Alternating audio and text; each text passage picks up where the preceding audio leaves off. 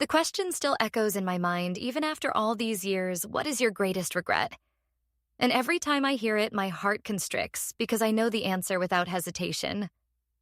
My greatest regret is that I almost let someone destroy my daughter while I stood by thinking I was holding my family together, when in reality, I was watching it fall apart piece by piece. My name is David Morrison, and 5 years ago, I thought I had found a second chance at happiness after losing my wife Sarah in that terrible accident on Highway 95 just outside of Denver, the kind of accident that makes the evening news and leaves people shaking their heads about how fragile life really is.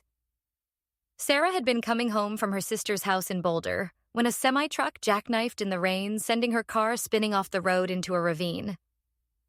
They said she died instantly, that there was no pain. But how can anyone really know that for certain? The 3 years that followed were the darkest of my life, trying to raise 2 children alone while drowning in my own grief.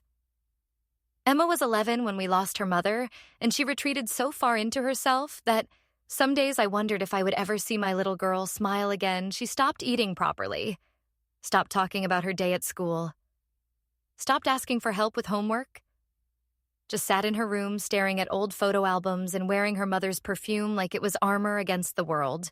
My son Tyler was only 6, and his grief manifested differently. He became clingy, following me from room to room, asking the same heartbreaking questions over and over. When is Mommy coming back? Why can't we visit her in heaven? Did I do something bad to make her go away? No amount of reassurance seemed to penetrate his confusion, and every night he would wake up crying, reaching for someone who would never be there to comfort him again. I was failing them both. I knew that working long hours as a project manager at a tech company in downtown Denver, trying to keep up with the mortgage on our house in Highlands Ranch, making sure there was food on the table, clean clothes in their drawers, but missing all the important moments, the subtle signs that they were struggling more than any children should have to struggle. My sister Helen helped when she could, driving down from Fort Collins on weekends, but she had her own family, her own responsibilities, and I couldn't lean on her forever. That's when Rebecca entered our lives like sunshine breaking through storm clouds, or at least that's how it seemed at the time we met at, of all places, a grief support group at the Presbyterian Church on University Boulevard. I had finally admitted I needed help, and my therapist had suggested trying a group setting.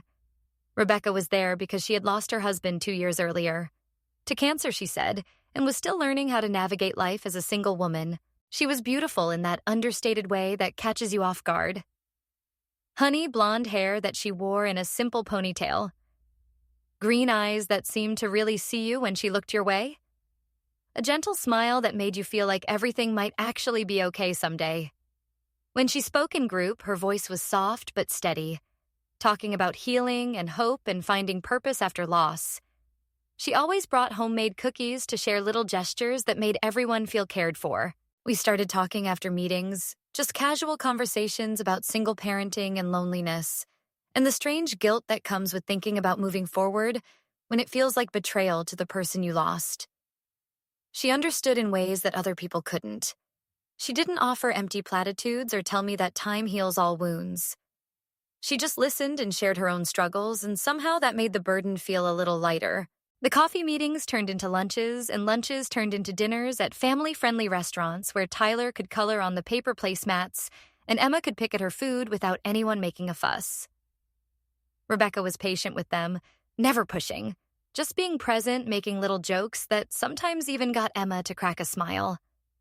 She remembered their names, their favorite colors, their teachers' names, little details that showed she was paying attention. 6 months after we met, I invited her to Tyler's 7th birthday party at the trampoline park. She showed up with a dinosaur cake she had made herself complete with volcanic frosting and candy rocks. Because Tyler had mentioned just once, that he loved dinosaurs, she helped serve pizza to a dozen screaming children, cleaned up spilled juice without complaint, and somehow made the whole chaotic afternoon feel manageable. Even fun. Emma watched her constantly during that party. I could see it sizing her up the way children do when they're deciding whether to trust someone new. But when Rebecca helped her win a prize at the arcade claw machine, a stuffed purple unicorn that Emma had been eyeing, I saw my daughter's walls crack just a little bit. She didn't say thank you out loud, but she held that unicorn carefully all the way home. The relationship progressed naturally.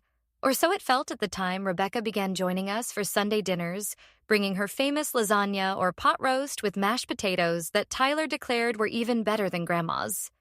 She helped with homework when I was stuck at the office late, taught Emma how to French braid her hair, showed Tyler card tricks that made him giggle with delight. When I proposed after 18 months of dating, it felt like the natural next step, like puzzle pieces finally clicking into place. The kids were there when I asked her in our backyard under the apple tree Sarah had planted the year before. She died, Rebecca cried, and said yes. And Tyler cheered while Emma smiled a real smile. For the first time in so long, I thought we were healing. I thought we were becoming whole again. The wedding was small, just family and close friends at a garden venue in Littleton. Rebecca wore a simple cream dress and looked radiant. Emma was my flower girl in a lavender dress that matched the unicorn she still kept on her bed. Tyler carried the rings in a little velvet box, practicing his serious face all morning.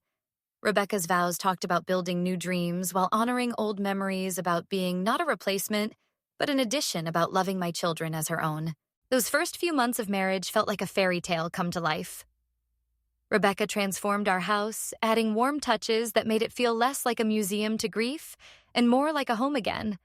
New curtains in cheerful patterns, fresh flowers on the dining table, family photos that now included her smiling face.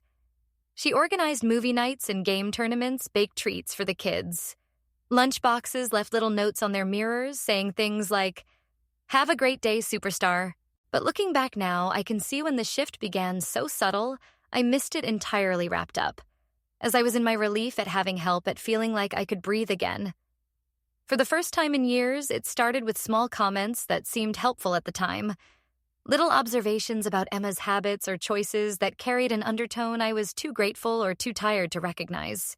At dinner, Rebecca would serve Emma's plate, saying things like, "Oh, sweetie, I gave you a smaller portion since you mentioned wanting to fit into that dress for the spring concert your mom bought you always," with that same warm smile, always sounding like she was being thoughtful and considerate. Emma would look down at her plate and push her food around, and I would think she was being a typical preteen moody about nothing in particular.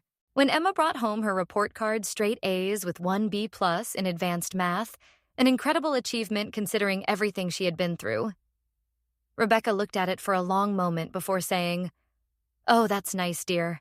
Maybe we can get you a tutor for math so you can do even better next term." Meanwhile, when Tyler brought home a certificate for Most Improved Reader in his second grade class, Rebecca threw him a celebration complete with balloons and his favorite chocolate cake. I noticed Emma watching from the doorway as we sang.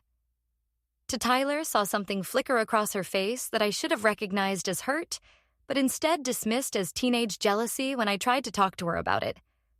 Later, Rebecca appeared in her room with laundry to put away, redirecting the conversation to whether Emma had remembered to turn in her permission slip for the field trip, always managing to interrupt our one-on-one moments with something that seemed important at the time. The room cleaning incident should have been my wake-up call. It happened on a Tuesday while both kids were at school. Rebecca decided Emma's room needed organizing. She called it spring cleaning, even though it was October when Emma came home to find her space rearranged. Her closet, reorganized, her desk drawers sorted into what Rebecca deemed a more efficient system. She went very quiet, but the real damage was in what was missing 3 shoeboxes from the top shelf of Emma's closet boxes. I knew contained her most precious treasures.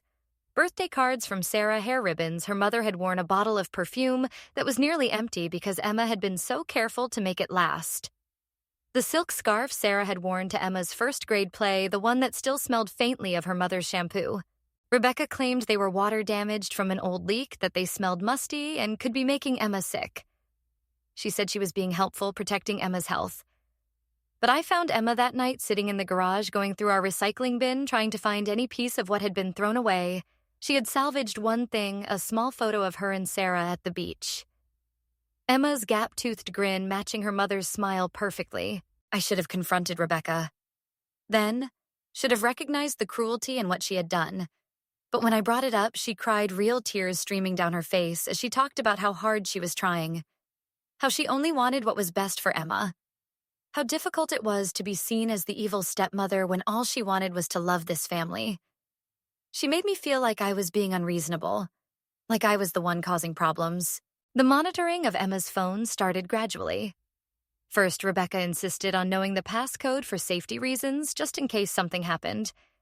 Then she began doing random checks, reading through text messages, scrutinizing Emma's search history, deleting apps she deemed inappropriate, which seemed to include anything that gave Emma a connection to the outside world. When Emma protested, pointing out that Tyler had no restrictions on his tablet time, Rebecca's response was swift and dismissive. "Boys are different, sweetie. They don't get into the same kind of trouble. Girls need more guidance, more protection. It's because I care about you. Even though you can't see that right now." The condescension in her voice was sharp enough to cut, but always delivered with that concerned maternal expression. I tried to set up father-daughter time, just Emma and me like we used to do before. But Rebecca always found ways to sabotage it without seeming to a sudden migraine that meant I couldn't leave her alone an urgent errand that just couldn't wait, a problem with Tyler that required both parents' immediate attention. She was so skilled at manipulation that I actually felt guilty for wanting to spend time alone with my own daughter. Emma's friends stopped coming over one by one. First, it was Sophia, whose mother suddenly decided their family was too busy for playdates. Then Madison, whose parents heard Emma might be going through some troubles at home and thought it best to give her space. Then Lucy, who Emma had been best friends with since kindergarten, whose mother pulled me aside at school pickup to delicately ask if everything was okay at home, because she had heard some concerning things. When I asked Rebecca about it, she sighed heavily and admitted she might have mentioned to a few other mothers that we were dealing with some behavioral issues with Emma.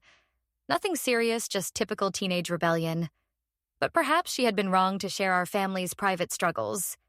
She apologized so sincerely, seemed so genuinely upset that she might have inadvertently isolated Emma, that I ended up comforting her instead of demanding answers. The grades started slipping first, which Rebecca used as evidence that Emma was spiraling, that she needed more structure, more discipline, more oversight. The bright, engaged student who had always loved learning became withdrawn in class according to her teachers, stopped participating, stopped turning in assignments on time, stopped caring about subjects she had once loved. The therapy suggestion came from Emma's school counselor, who called to express concern about the dramatic changes she was seeing. Rebecca jumped on it immediately as proof that she had been right all along about Emma needing professional help. She found the therapist a woman who came highly recommended, but who seemed to have already formed opinions about our family dynamic before we even walked through the door. In those sessions, Rebecca performed beautifully, the concerned stepmother trying desperately to connect with the troubled teen. She spoke eloquently about her efforts to honor Sarah's memory while building new traditions about how she included Emma in everything, but was met with hostility and rejection. She even produced a notebook where she had been documenting incidents of Emma's defiance. Each entry dated and detailed like evidence for a trial. Emma sat through these sessions in silence, staring at her hands, occasionally shrugging when asked a direct question. I watched my daughter shrink into herself week after week, while Rebecca painted a picture of a disturbed teenager who might need more intensive intervention than simple therapy could provide. The therapist nodded along, making notes suggesting perhaps a therapeutic boarding school might be beneficial. The panic attack happened on a Thursday night. I heard the crash from Emma's room and ran upstairs to find her on the floor, gasping for air.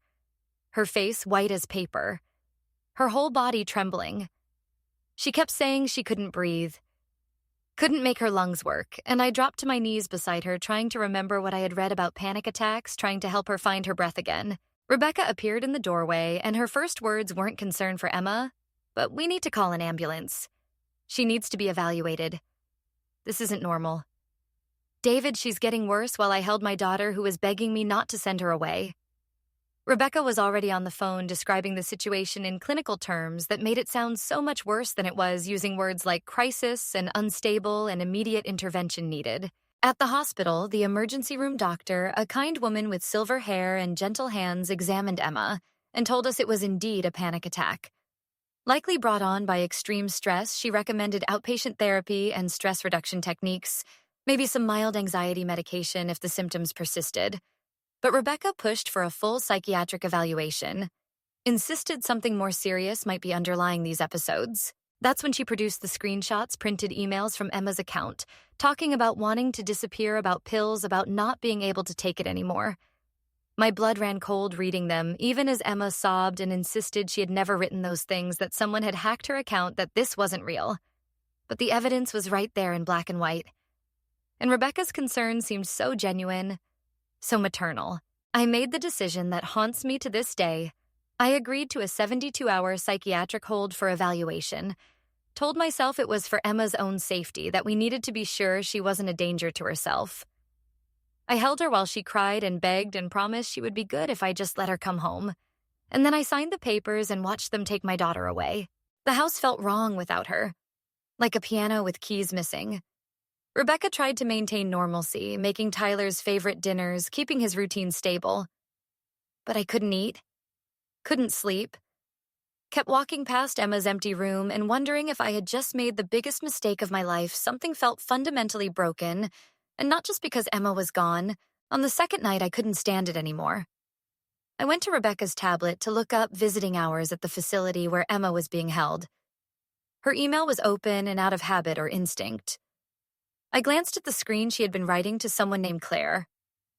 I didn't recognize the name, but the subject line made my stomach drop. Phase 1 complete.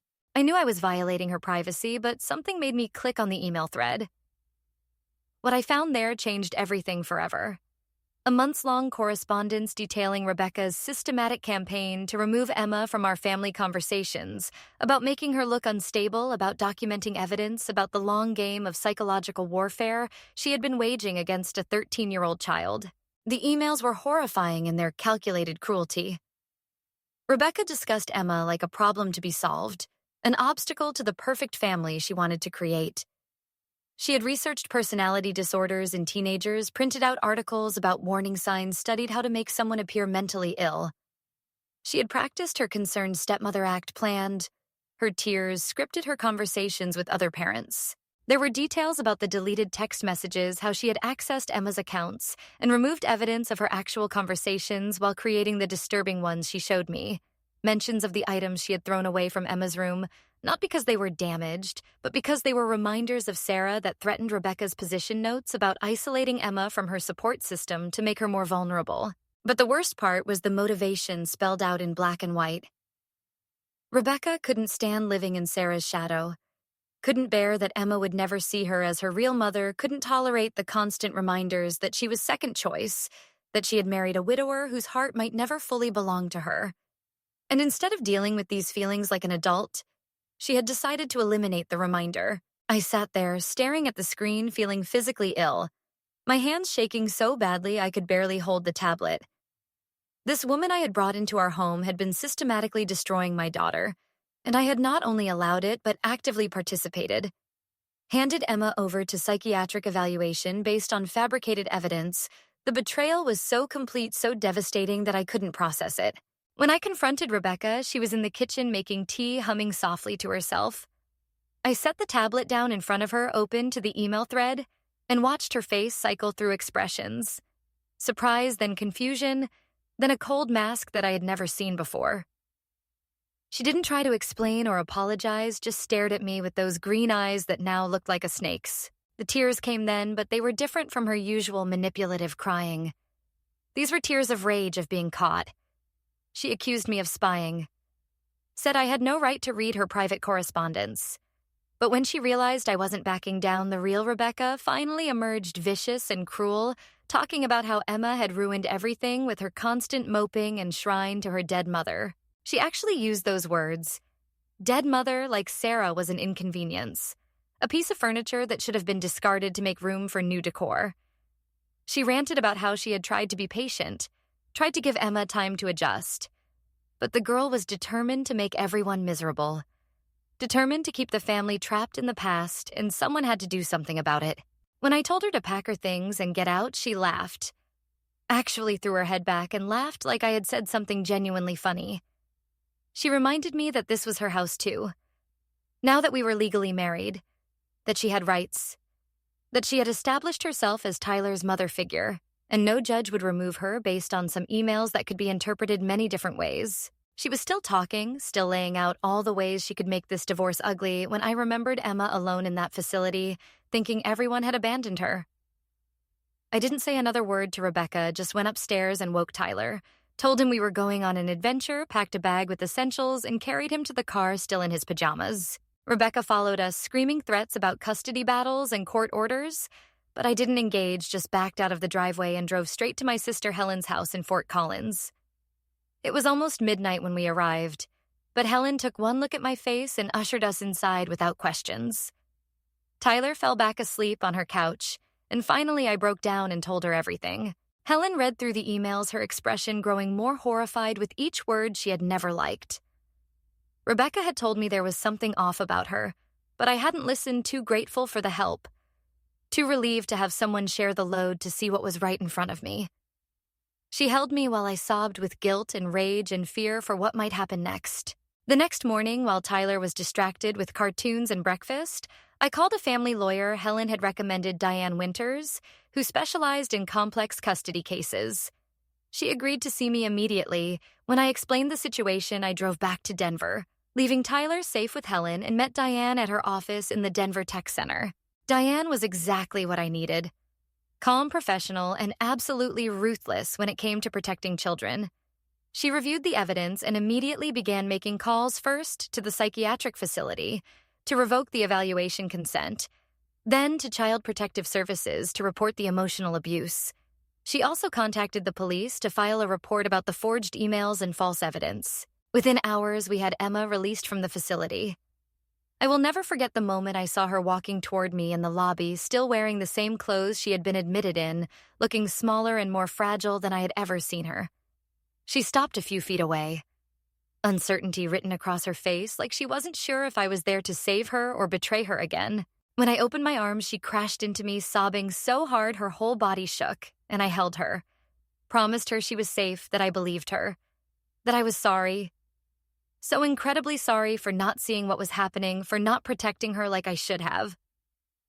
She just kept saying, "I knew you'd come back," over and over, like she had been repeating it to herself to stay sane. We went straight from the facility to a hotel, not the house that felt poisoned now with Rebecca's presence. I called Tyler's school, and Emma's explaining there was a family emergency and the children would be absent for a few days. Then I turned off my phone, not ready to deal with whatever Rebecca might be doing, and focused on my children, on beginning to repair the damage I had allowed. Emma told me everything that night, curled up on the hotel bed with Tyler asleep between us. How Rebecca had been so subtle at first, with comments that seemed like concern, but were designed to tear down her confidence, how she would whisper things when I wasn't around about how Emma was the reason I was sad, that if she tried harder to move on, maybe the whole family could be happy. She told me about the food monitoring, not just portions, but constant comments about her weight, her skin, her posture, making her so self-conscious she could barely eat anymore, about the lies Rebecca told her friends' parents, painting Emma as troubled and potentially dangerous until no one wanted their children near her, about finding her diary read, and pages torn out, the ones where she had written about missing her mother. The phone monitoring was worse than I knew. Rebecca hadn't just checked Emma's messages. She had sent texts from Emma's phone to her friends saying cruel things, then deleted them, so Emma wouldn't know why her friends suddenly stopped talking to her. She had changed privacy settings, isolated Emma digitally, just as effectively as she had in real life, created a prison where Emma felt constantly watched and judged. But the worst revelation was that Rebecca had been drugging her, nothing dangerous, just small doses of antihistamines in her food that made Emma foggy and tired, affecting her school performance and making her seem disconnected. Rebecca had told her it was vitamins for her health, insisted Emma take them every morning and night. My daughter had been medicated without her knowledge or consent to make her appear unstable. The next days were a blur of legal procedures and protective measures. Diane filed for an emergency protective order, citing the emotional abuse and drugging. The police took our reports seriously, especially when we provided hair samples from Emma that showed traces of diphenhydramine consistent with regular antihistamine use. Rebecca was arrested at our house, where she had changed the locks and was claiming I had abandoned the property. Tyler struggled to understand why we couldn't go home, why Rebecca wasn't making his breakfast anymore. But Emma stepped up in ways that broke my heart, helping her little brother understand in simple terms that sometimes adults make bad choices, and we had to stay somewhere safe for a while. She protected him from the worst of it while dealing with her own trauma, showing a strength that reminded me so much of Sarah.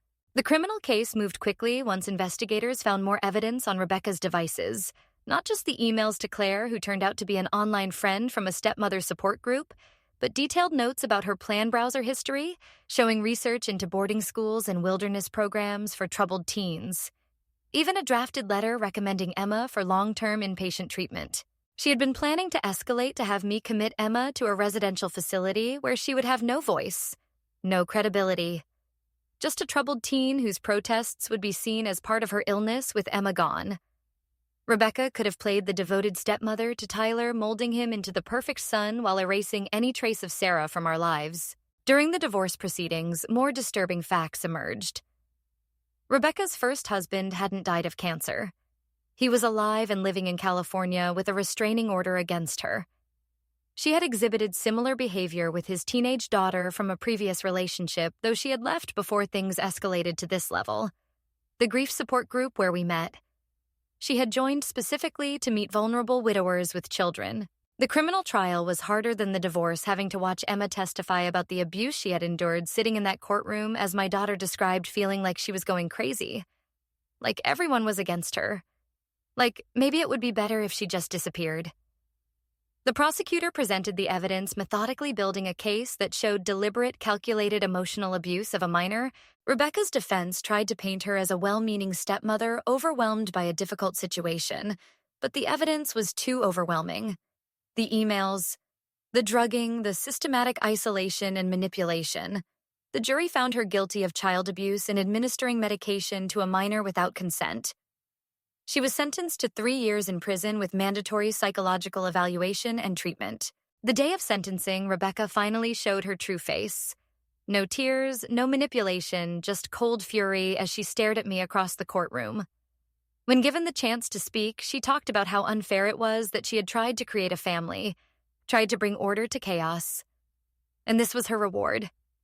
No remorse. No acknowledgement of what she had done to Emma.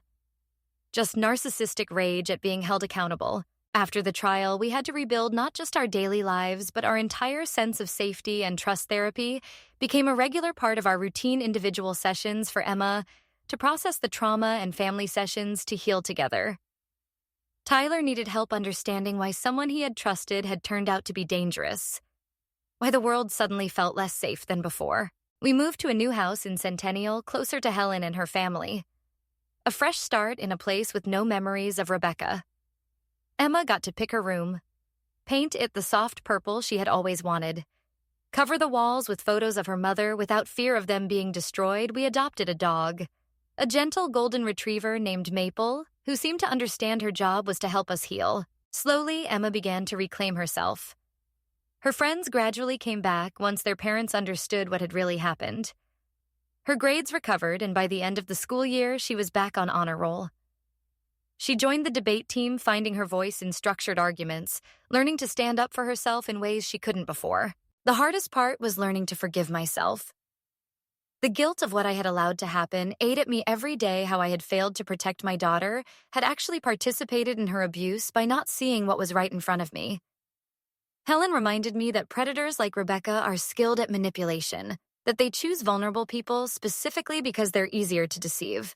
But knowing that intellectually and accepting it emotionally were two different things. It took months of my own therapy to work through the shame and self-blame, to understand that my desire to provide my children with a complete family had been weaponized against us, that Rebecca had studied our vulnerabilities and exploited them expertly. 2 years later, life looked completely different. Emma was thriving in high school, confident and strong in ways that amazed me. She had started a support group at school for students dealing with family trauma, using her experience to help others.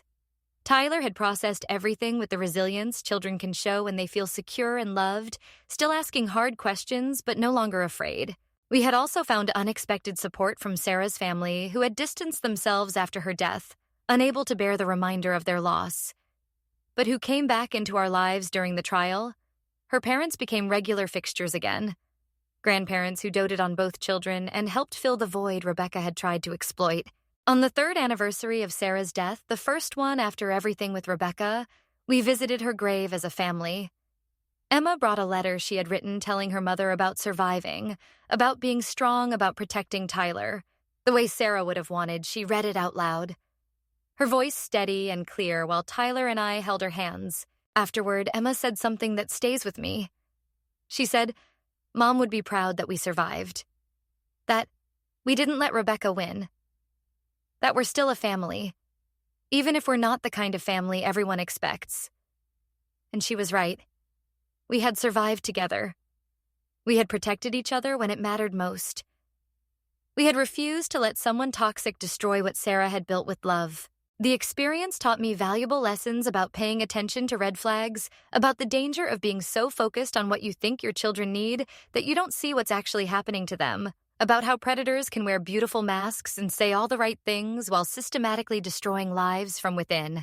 I learned that children often see truth more clearly than adults, that when Emma first started pulling away from Rebecca, it wasn't teenage moodiness, but instinct, warning her of danger.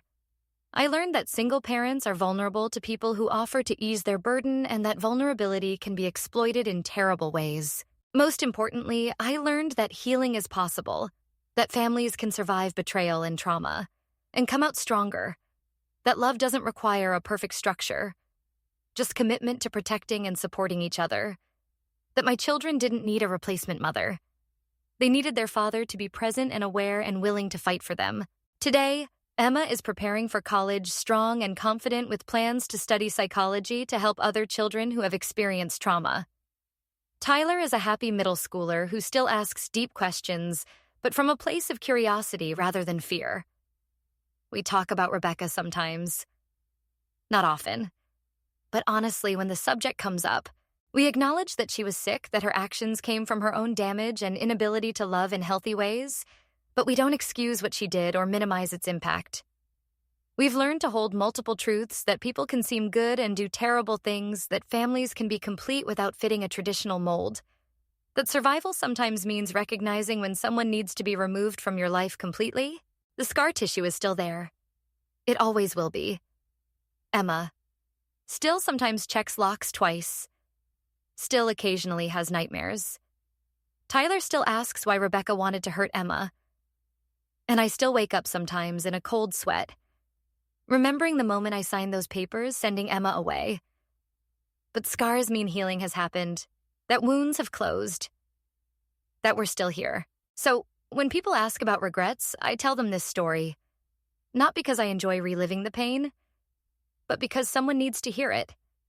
Someone needs to know that manipulation can hide behind concern, that emotional abuse can be as devastating as physical, that trusting your instincts in your children is more important than maintaining an illusion of family harmony. My greatest regret will always be those months I failed to protect Emma. But my greatest triumph is that we survived it together. That when the truth came out, I chose my children over my comfort. That we rebuilt our family on a foundation of trust and truth rather than appearances. And my greatest hope is that our story might help another family recognize the signs before it's too late. Because that's what we do with our pain. We transform it into purpose. We take our hardest lessons and offer them to others who might be walking similar paths. We refuse to let the darkness win by bringing our story into the light. And maybe we save someone else's daughter from disappearing into the careful cruelty of someone who claims to love them.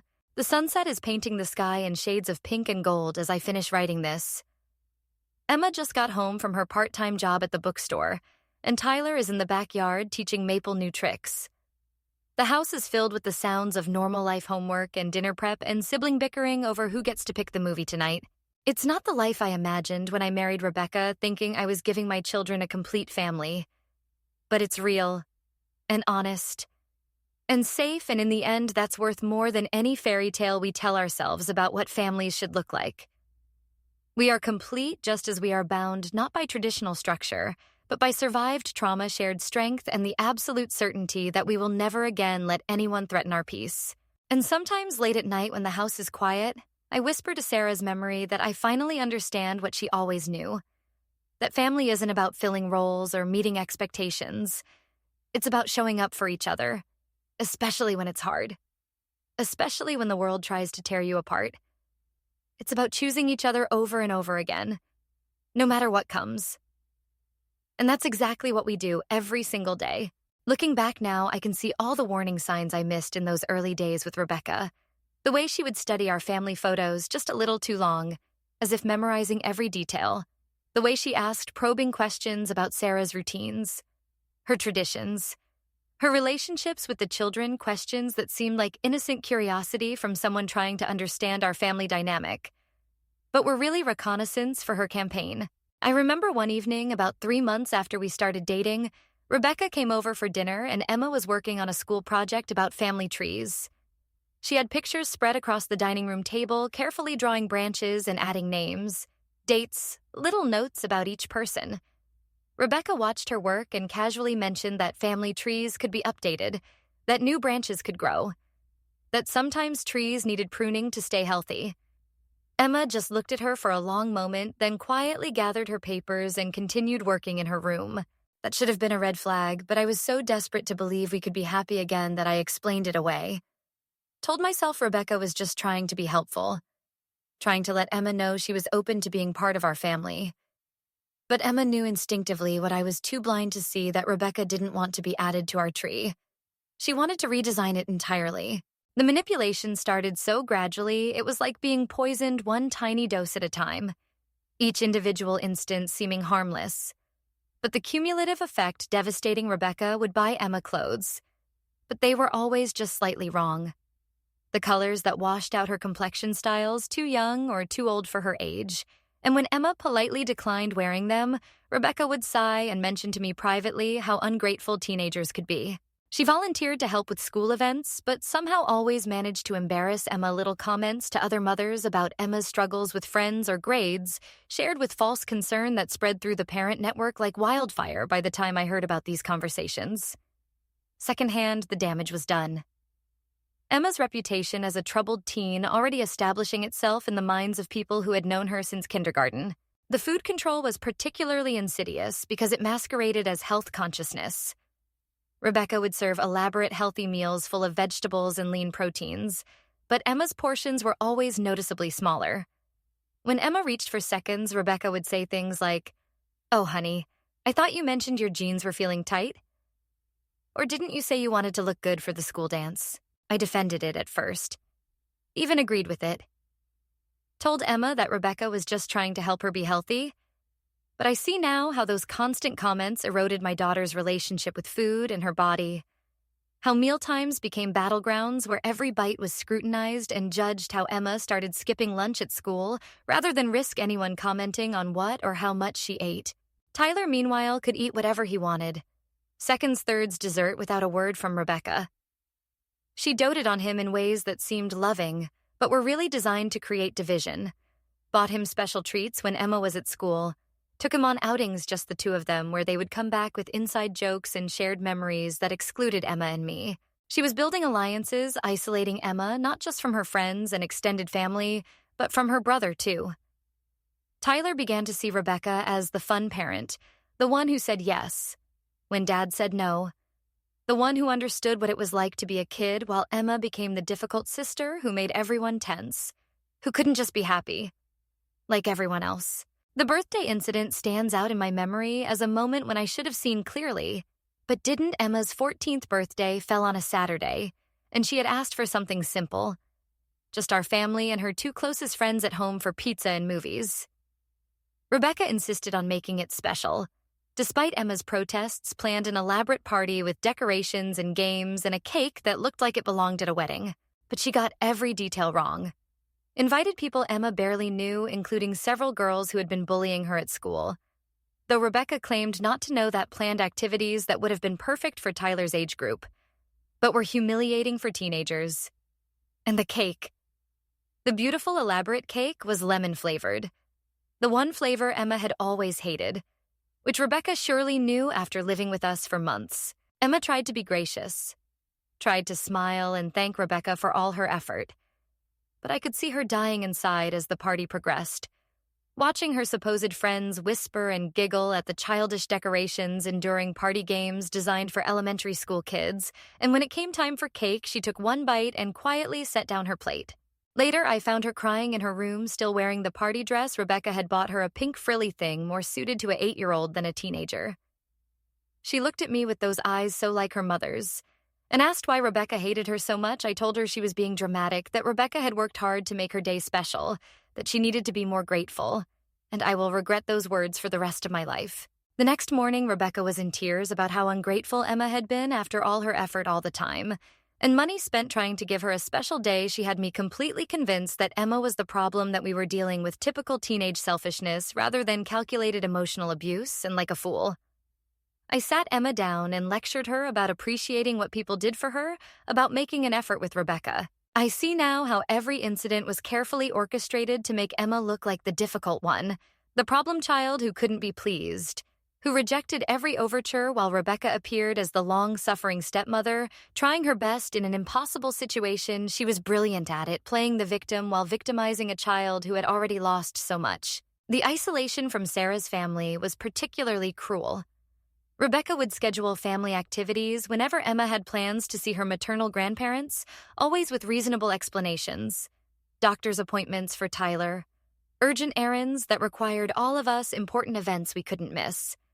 She made it seem like coincidence, but it happened every single time, until eventually Sarah's parents stopped trying, convinced that we were too busy for them. When Emma's grandmother called on what would have been Sarah's birthday, wanting to take Emma to visit the grave and share memories, Rebecca intercepted. The call told her that dwelling on the past wasn't healthy for Emma, that the therapist had recommended moving forward, not backward. By the time I learned about this conversation, Emma's grandmother had already internalized the message that she was harming her granddaughter by trying to maintain connection. The report cards tell their own story, looking back, a straight A student suddenly struggling in every subject, teachers commenting on lack of engagement, missing assignments, apparent apathy. But what they didn't see was Emma staying up until 3 a.m. redoing homework that Rebecca had accidentally spilled coffee on, rewriting essays that had mysteriously disappeared from her computer, trying to complete assignments while being constantly interrupted and undermined. Rebecca would offer to help with homework, then give incorrect information or outdated methods that resulted in poor grades. She would promise to drive Emma to study groups, then forget or have sudden emergencies that made it impossible. She would create chaos on test days, arguments that left Emma shaken and unable to focus, then express concern to teachers about Emma's declining performance, suggesting perhaps she was overwhelmed and needed reduced expectations. The wardrobe battles were constant and exhausting. Rebecca would go through Emma's clothes while she was at school, removing items she deemed inappropriate, which seemed to include anything Emma actually liked wearing. She replaced comfortable jeans with formal dresses, traded band t-shirts for pastel blouses that Emma would never choose herself, transformed her wardrobe into something unrecognizable. When Emma tried to wear her own clothes, Rebecca would comment all day about how sloppy she looked, how disappointing it was that she didn't care about her appearance, how it reflected poorly on the family. Eventually, Emma gave up wearing the clothes Rebecca chose just to avoid the constant criticism, but feeling like she was wearing a costume, losing pieces of her identity with every outfit. The friend sabotage was systematic and ruthless. Rebecca would volunteer to drive Emma and her friends places, then spend the entire ride talking about Emma's problems, her difficulties at home, her emotional struggles. By the time they reached their destination, Emma was mortified and her friends were uncomfortable. She would share confidential information, make Emma sound unstable or dangerous, plant seeds of doubt that grew into distance. She intercepted birthday party invitations that came by mail, forgot to pass along messages about social plans, created conflicts between scheduled activities, and Emma's commitments when confronted. She always had explanations. The invitation must have gotten lost. She wrote down the message but must have misplaced it. She thought Emma had said she didn't want to go to that event anyway. Social media became another weapon. Rebecca created fake accounts to monitor Emma's online activity, would report posts as inappropriate to get them removed, spread rumors through parent Facebook groups about concerning behavior she had observed. She built a digital wall around Emma just as effectively as the physical one, making her disappear from her own life piece by piece. The academic sabotage escalated junior year when Emma should have been thinking about college. Rebecca convinced me that Emma wasn't ready for that pressure, that she needed to focus on getting healthy. First, she scheduled therapy appointments during SAT prep classes, forgot to submit college tour registrations, discouraged Emma from advanced placement courses, saying they would be too stressful. She told Emma that community college was probably more her speed, that not everyone was meant for university, that there was no shame in having limitations, all delivered with that concerned maternal tone that made it sound like wisdom rather than sabotage. She painted a picture of Emma as fragile, incapable, needing to be protected from her own ambitions. Meanwhile, she pushed Tyler to excel in everything, signed him up for advanced programs, gifted testing enrichment activities. She displayed his achievements prominently, while Emma's accomplishments disappeared into drawers or accidentally got thrown away during cleaning. She created a narrative where Tyler was the star and Emma was the burden, the broken child who held the family back. The shopping trips were exercises in humiliation. Rebecca would insist on taking Emma shopping for necessities, then loudly discuss her size with sales clerks. Ask if clothes came in larger sizes in front of other customers. Suggest that Emma shop in different sections more appropriate for her body type. She would buy clothes several sizes too large, saying Emma would grow into them, implying she expected her to gain weight. But the psychological warfare went deeper than these surface cruelties Rebecca studied. Emma learned her triggers and fears, then exploited them systematically. She knew Emma was afraid of being forgotten like her mother, so she gradually removed photos of Sarah from common areas, claiming she was redecorating for a fresh start. She knew Emma treasured her mother's recipes, so those recipe cards mysteriously disappeared one by one. She would gaslight Emma, constantly denying conversations that had happened, changing plans, then insisting Emma had misunderstood, creating situations where Emma doubted her own memory and perception. If Emma said Rebecca had promised she could go to a friend's house, Rebecca would look confused and concerned, saying she distinctly remembered saying no, that Emma must be confused again. The concerns about Emma's mental health that she shared with others were carefully crafted to seem reluctant and loving. She would lower her voice when talking to other parents, mention how worried she was about Emma's behavior, how she had caught her lying about little things, how she seemed disconnected from reality.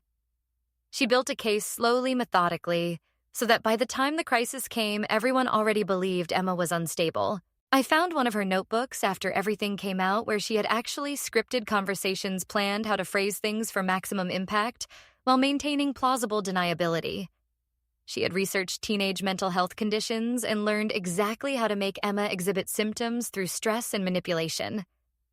It was like reading a serial killer's journal. The cold calculation, the complete lack of empathy. The day she threw away Emma's memory box was planned for maximum cruelty. She waited until the anniversary of Sarah's death, when Emma would already be emotionally vulnerable, then claimed she was just trying to help by removing painful reminders she held Emma while she cried about the lost treasures. Then, later told me Emma had overreacted to normal house cleaning.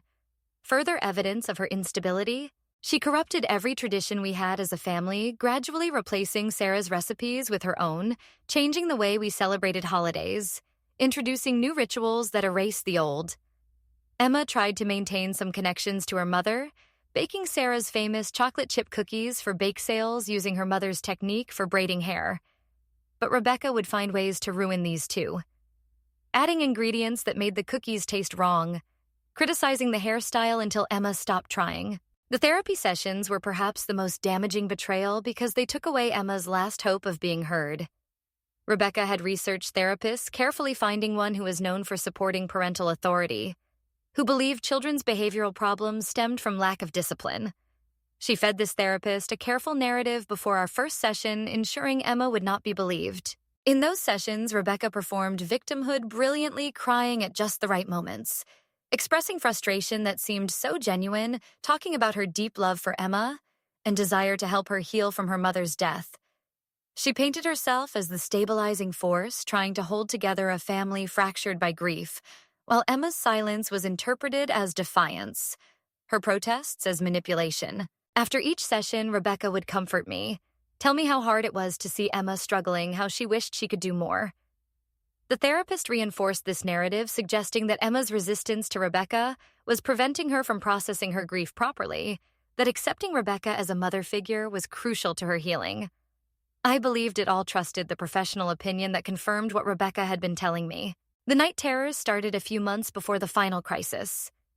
Emma would wake up gasping and crying, but couldn't articulate what the dreams were about. Rebecca suggested they were repressed memories of her mother's death surfacing, but I think now they were her subconscious mind trying to process the daily trauma of living under psychological siege, her psyche attempting to alert us to the danger we refused to see. The false evidence Rebecca created was sophisticated enough to fool everyone. The text messages about wanting to disappear were composed from Emma's actual phone while she slept.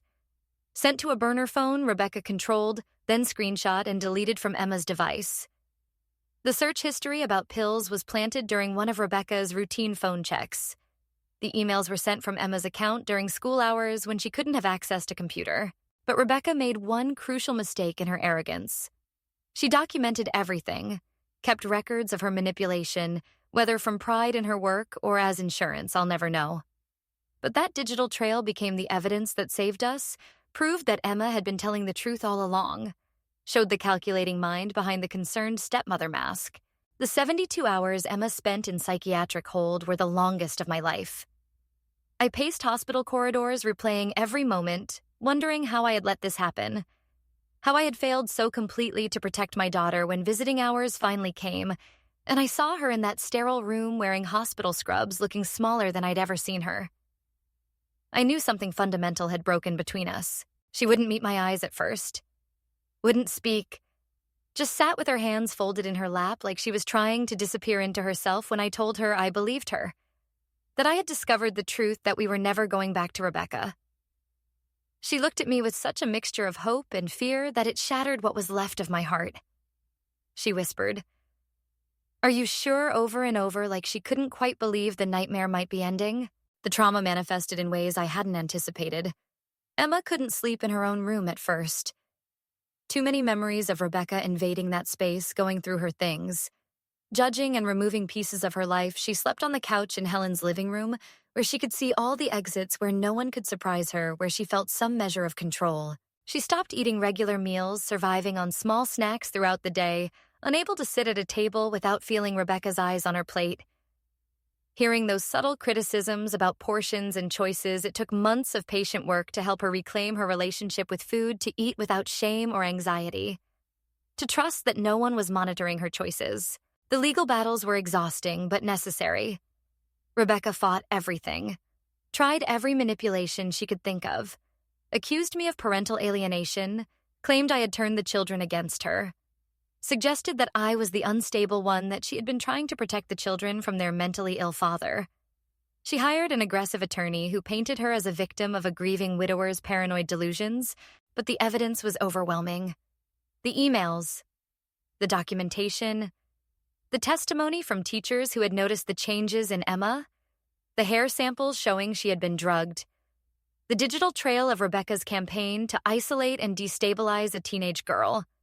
Piece by piece, it built into an undeniable picture of systematic abuse that even Rebecca's attorney couldn't explain away. During the criminal trial, Emma showed a courage that amazed me, testifying clearly and calmly about what she had endured. She had prepared for weeks with the prosecutor, practicing telling her story without breaking down. She wore her mother's necklace for strength, the one piece of jewelry Rebecca hadn't managed to take away, and spoke truth that needed to be heard. When Rebecca's history came to light, it provided context, but no comfort. 5 previous relationships, all ending with restraining orders or criminal charges, a pattern of targeting vulnerable families, ingratiating herself, then systematically destroying any child who threatened her position. She had refined her techniques over years, learning from each failure, becoming more sophisticated in her abuse. But understanding her pathology didn't ease the guilt of having brought her into our lives, having chosen her over my daughter's well-being, having participated, however unknowingly, in the torture of my own child. The what-ifs haunted me. What if I had listened when Emma first expressed discomfort? What if I had noticed the pattern of destroyed friendships and declining grades? What if I had simply paid attention? The healing process was not linear. There were setbacks and breakthroughs, good days and terrible ones. Tyler struggled with his own guilt over having been favored, feeling like he had somehow betrayed his sister by accepting Rebecca's attention and gifts. We had to work through his confusion about enjoying time with someone who had been hurting Emma, helping him understand that he had been manipulated too. Emma's journey back to herself was remarkable to witness. She started with small reclamations, dyeing her hair a color she loved, but Rebecca would have forbidden wearing clothes that expressed her personality. Listening to music Rebecca had deemed inappropriate. Each choice was an act of defiance against the psychological prison she had been kept in, a declaration that she still existed despite attempts to erase her. Rebuilding her friendships took time and courage. Some bridges had been too thoroughly burned by Rebecca's lies, but others proved stronger than the deception. Emma reached out one by one, explaining what had really been happening during those years of apparent rejection. Many of her true friends had sensed something was wrong, had missed her, had been waiting for her to come back. School became a sanctuary once more as Emma threw herself into learning with renewed passion, making up for lost time and missed opportunities. Her teachers rallied around her, offering extra support and flexibility. As she worked to repair her academic record, she joined clubs Rebecca had discouraged: debate team, drama, literary magazine, finding her voice in multiple venues. We started new traditions as a family to replace the ones Rebecca had corrupted. Sunday morning hikes where we could talk or not talk, just be together in nature. Weekly pizza nights where everyone chose toppings and no one commented on portions. Holiday celebrations that honored Sarah's memory while creating new memories that belonged only to us. Therapy became a cornerstone of our recovery, both individual and family sessions, with a therapist who specialized in trauma and abuse recovery. Someone who understood the complex dynamics of psychological manipulation, who could help us untangle the web of lies and rebuild trust. The process was painful, excavating wounds and examining how we had all been affected, but necessary for true healing. Emma and I developed a new relationship built on radical honesty and mutual respect. I had to earn back her trust, prove that I would never again choose someone else's version of reality over hers. We established check-ins where she could tell me anything without fear of judgment or disbelief, where her voice would always be heard and validated. Tyler's adjustment was easier in some ways, harder in others. He grieved the loss of Rebecca, genuinely having formed an attachment to her during the years of favored treatment. We had to honor that grief while helping him understand why she could no longer be in our lives, why someone who seemed to love him had hurt his sister so badly. We learned as a family about boundaries and red flags, about trusting instincts and speaking up when something feels wrong. We studied healthy relationships and unhealthy dynamics, making it an ongoing conversation. Rather than a single lesson, we committed to protecting each other, to never again allowing an outsider to divide us. The support group Emma started at her school became a lifeline for other students dealing with family trauma. She called it Survivor's Circle, and it met every Wednesday after school in the guidance counselor's office.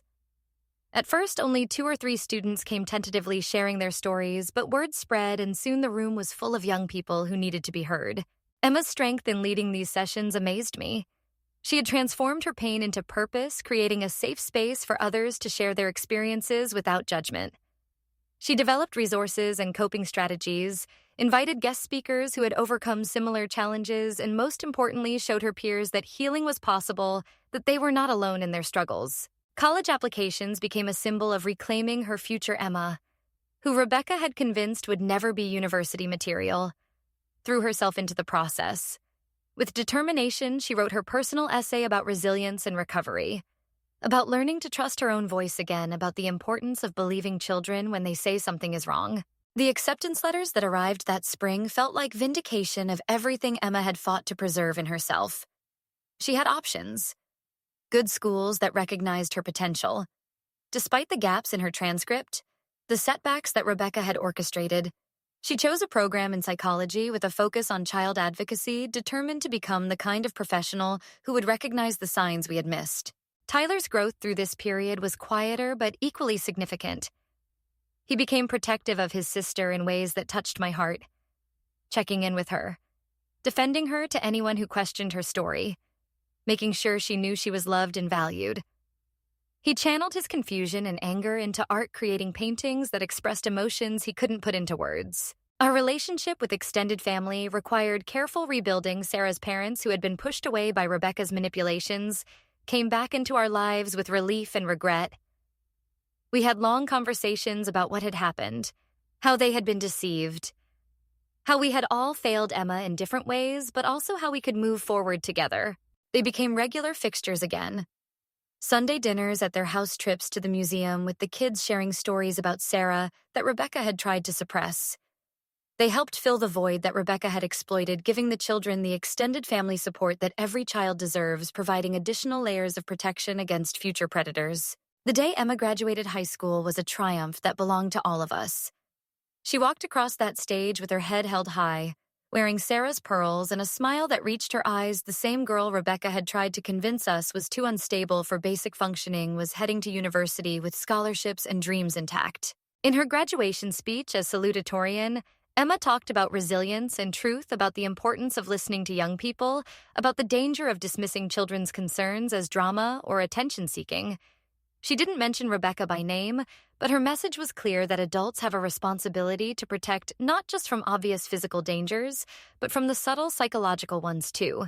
That summer before college, we took a family road trip, something we hadn't done since before Sarah's death. 2 weeks driving through national parks, camping under stars, hiking trails that challenged us physically while healing us emotionally. Tyler collected rocks from every stop, building a memorial garden. When we got home, Emma documented the journey in a journal that she later shared with her support group. Around campfires, we told stories, not just happy ones, but the full truth of our journey. We talked about Sarah openly, about the good years before and the hard years after. We talked about Rebecca, too. Not with bitterness, but with understanding that she was a lesson we had learned at too high a price. We talked about the future and what we wanted from it. Emma's first day of college move-in was bittersweet, proud and painful in equal measure as we carried boxes to her dorm room. I kept waiting for anxiety to hit, for her to doubt herself the way Rebecca had taught her to. But it never came. She was excited, nervous in normal ways, but confident in her ability to succeed on her own terms. We established new communication patterns that respected her independence while maintaining connection, weekly video calls where we really talked.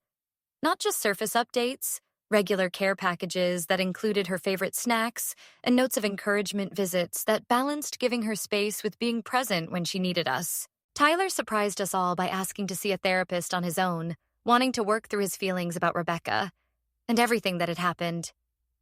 He had questions about why he had been favored, why Emma had been targeted, how to recognize manipulation in his own relationships.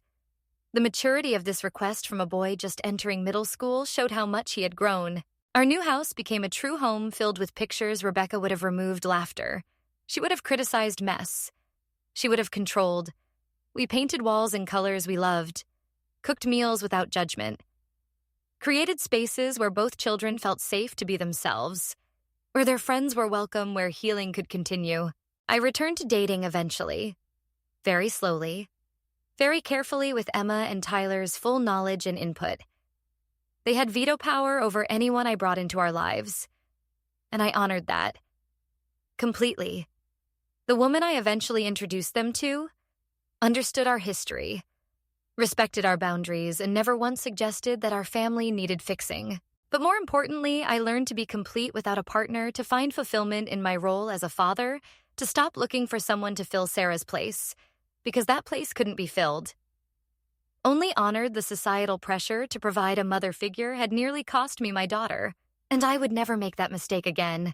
We marked the anniversary of Rebecca's sentencing, not with celebration, but with reflection on how far we had come. Emma was thriving in college, making Dean's List, developing research projects on family trauma and recovery. Tyler was finding his own path, excelling in art and music, building friendships based on trust and mutual respect. The ripple effects of our story spread beyond our immediate family.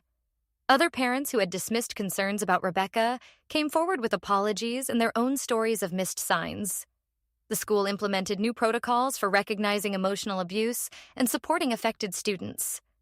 The therapy practice that had failed, Emma revised their assessment procedures. Emma's support group model was adopted by other schools in the district, creating a network of peer support for young people dealing with family trauma.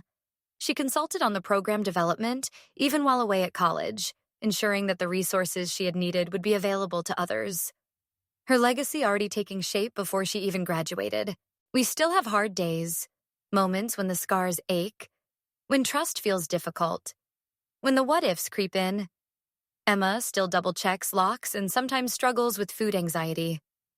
Tyler still occasionally asks why someone who claimed to love us could hurt us so much. I still wake up sometimes reliving the moment I signed those papers sending Emma away. But we also have so many good days. Now, days filled with genuine laughter and connection. Days where our wounds feel like proof of survival rather than markers of damage. Days when we celebrate, not just despite what happened, but because we survived it together. We are not the family we might have been without Rebecca, but we are the family we chose to become after her. When I think about Sarah now, it's not with the desperate grief that made me vulnerable to Rebecca, but with gratitude for the years we had and the children she gave me. I know she would be proud of how we survived. Proud of Emma's strength and Tyler's compassion. Proud that we chose each other when it mattered most. Proud that we refused to let Rebecca's poison destroy what she had built with love. The story we tell ourselves about our family has changed. We are not broken or incomplete. We are not victims. Though we were victimized, we are survivors who chose healing over bitterness, connection over isolation, truth over comfortable lies. We are a family that learned the hard way that love means protecting each other, especially from those who claim to have our best interests at heart. And when people ask me now about regrets, I tell them yes, I have them. But I also have redemption. I have 2 amazing children who trust me again, who know that their voices matter, who understand that family is not about structure, but about commitment. I have the knowledge that when tested, I chose them over my own comfort, that I believed them when it counted, that I fought for them when they needed me most. Our story is not unique. There are other families dealing with similar situations, other children being systematically destroyed by those who should protect them, other parents too overwhelmed or deceived to see what's happening in their own homes. That's why we share our story, not for sympathy, but as a warning and a beacon that survival is possible, that families can heal, that truth eventually prevails. So, to anyone reading this who sees their own family in our story, who recognizes the signs we missed, who feels that something is wrong, even if they can't prove it, trust your instincts. Listen to your children, pay attention to patterns and changes, document everything. And never let anyone convince you that a child's suffering is just a phase or an overreaction, because the greatest tragedy is not that predators like Rebecca exist, but that they succeed because we don't want to believe they exist, because we explain away red flags and dismiss children's distress, because we prioritize the appearance of family harmony over the reality of family safety, because we trust too easily and verify too late. Our happy ending is not perfect. It's hard-won and fragile and requires constant tending, but it's real. Emma is becoming a psychologist who will recognize the signs we missed. Tyler is growing into an artist who understands that beauty and pain can coexist. And I am a father who learned that protecting your children sometimes means admitting you failed them first. We are a family, not despite our scars, but because of how we earned them together. And that is a victory worth more than any fairy tale intact family could ever be. We chose each other, chose healing, chose truth. And in the end, that's what family really means. Showing up for each other, especially when it's hard. Especially when the world tries to tell you that suffering in silence is better than admitting you need help. The sun sets now on a family that knows its own strength, that has tested its bonds and found them unbreakable. Not because we're perfect, but because we're real. Not because we avoided pain, but because we survived it together. And that survival has become our foundation, stronger than any traditional structure could ever be built on truth and trust, and the absolute certainty that we will never again let anyone threaten our peace.